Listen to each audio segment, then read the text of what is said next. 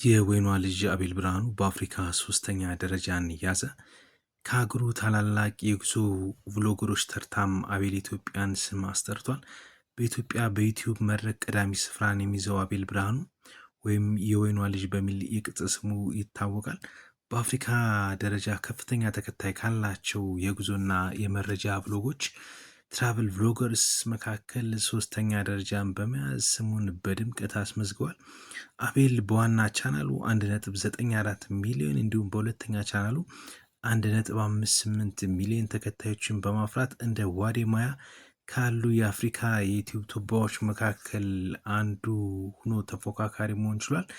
የአፍሪካ ምርጥ 10 የጉዞ ቭሎገሮች ደረጃም ከርት ካዝ 4.05 ሚሊዮን በመያዝ አንደኛ ሲሆን ዋዴማያ በ1.96 ሚሊዮን ተከታዮች ይከተላል። አቤል ብርሃኑ ደግሞ 1.58 ሚሊዮን ተከታዮችን በመያዝ በሶስተኛ ደረጃ ይገኛል ማለት ነው። ታዮ አይና 1.26፣ ሻንክ ኮሚክስ 905,000፣ ስቲቭን ሩክ 726,000፣ አይ አም ማርዋ 581,000፣ ዲ ሙዋንጓ 472,000፣ ሚስ ትሩዲ 468,000፣ አፍሪካ ታይገርስ 348,000 በመያዝ ከአራተኛ እስከ 10ኛ ደረጃ ያሉትን ይዘዋል ማለት ነው።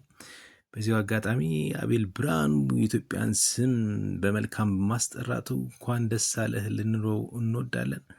ሁላችንም ተግተን ከሰራን የማይደረስበት ስኬት እንደሌለ ማሳያ የሆነ ወጣት ነው።